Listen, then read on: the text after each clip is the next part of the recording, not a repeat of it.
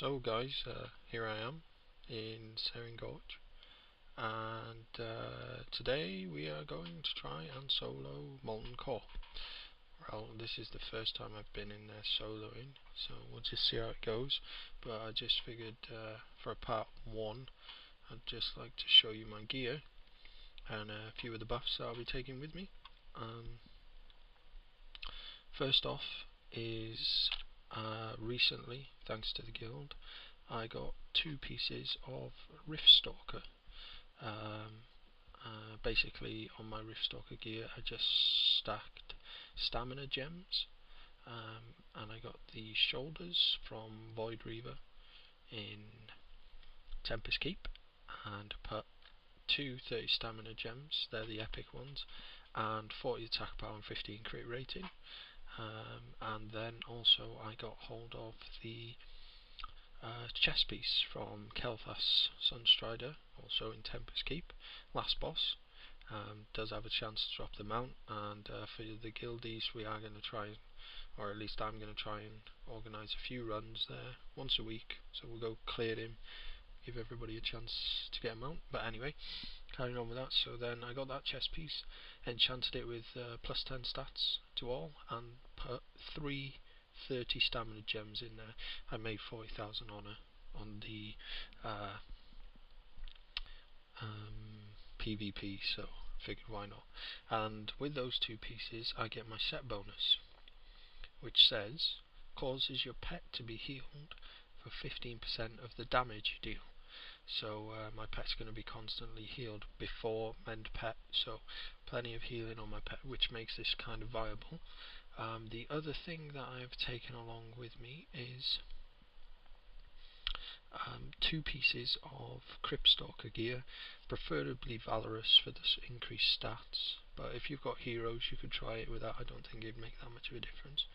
And basically I took both of those, which is the head, which is the hands, and the legs, which at the moment have got attack power and crit rating on them, because I want to see how I do damage wise.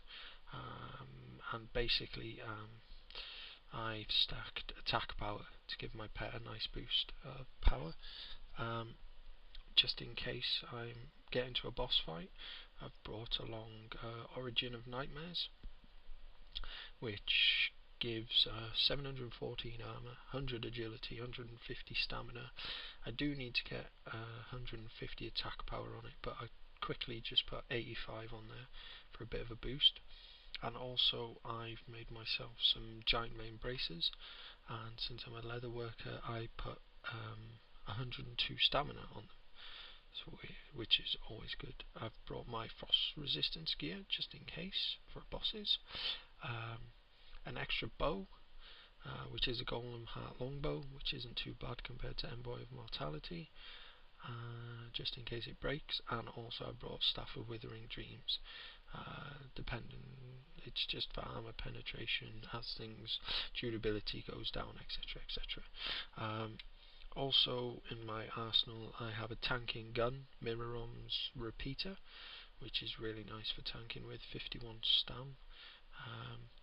And also recently I got hold of the Black Heart trinket, which is another 126 stamina for my pet and myself, and also Essence of Gossamer, which is 111 stamina. So it depends on the bosses. As I say, I haven't been here before solo, so we'll just see how it goes. Now buffs, I've got some Guru elixirs, increases all stats by 20. It's a perfect thing to go grinding with, very cheap as well. Pygmy oils, that's all you need to make them besides the vial.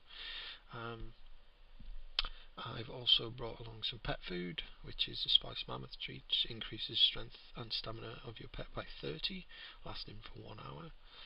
Dalaran clam chowder, because I am working on my frenzy heart reputation, so I get loads of clam meat every day now from the dailies of killing the murlocs or narlocs or what the hell they're called, I don't know.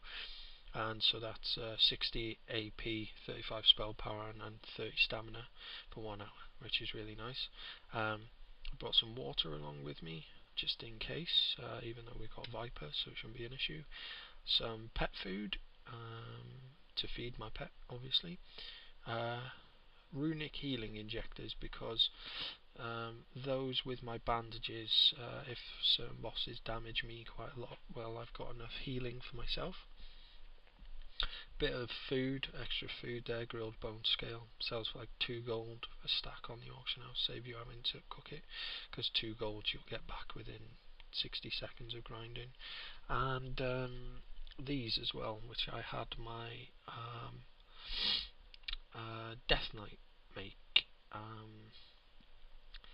and there increases the target stamina by 132 for 30 minutes, and if I put one on me and one on my pet, that's going to double up, so that's really good. And obviously I tried to fill my bag with many arrows. As you can see, I think I've got like 2, 4, 6, 8, 10, 12, 14, 16, 18, roughly 18,000 and a half arrows.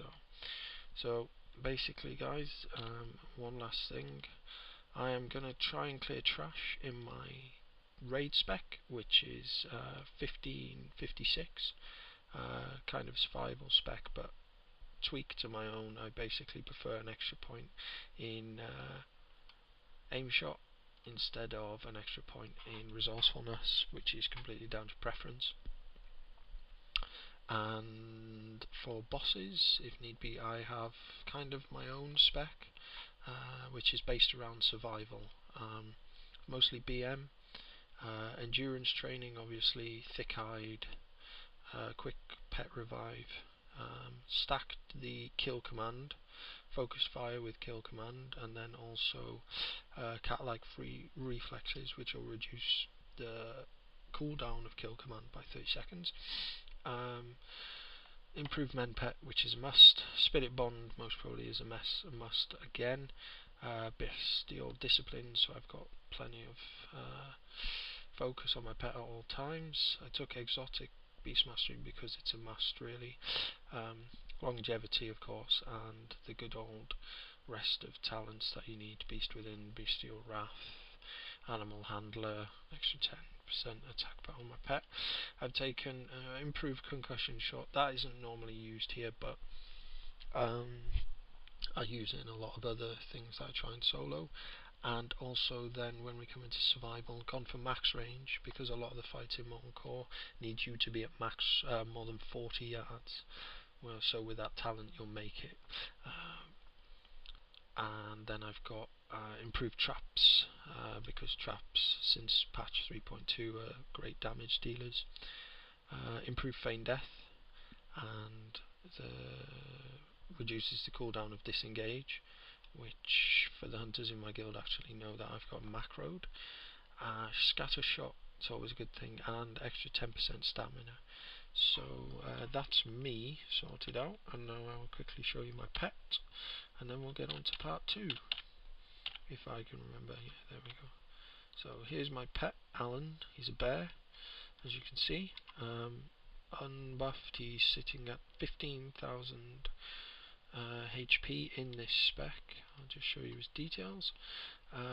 He's got 2,253 attack power and 53% armor reduction. When I go into beast mastery, that normally jumps to about 59%, so about 60% armor reduction overall, and 80 shadow resistance to all. I'll just show you his spec. Basically it is pure tank and survival spec at the moment in this. Obviously when I swap over to beast mastery that changes, but natural armor and pet barding, great stamina, and blood of the rhino for increased healing, extra 20% threat, stupid shadow priest, reduces chance to be crit, raw sacrifice to help me out just in case. I need to put my macro on the action bar before we start, and obviously wild hunt for an extra 20% of my stamina, well, contribution, and attack power. In beast mastery, basically I also take 3 points into avoidance normally, and no I don't, I can't remember. It's basically an extra 1 in Wild Hunt, 2 in Silverback, and then whatever's left over in Avoidance. Because Last Stand really isn't needed, to be honest, with the tier 5.5 set bonus. So that's basically it. That's part 1 of Molten Core soloing, and that's my preparation. I'll see you in there. Bye for now.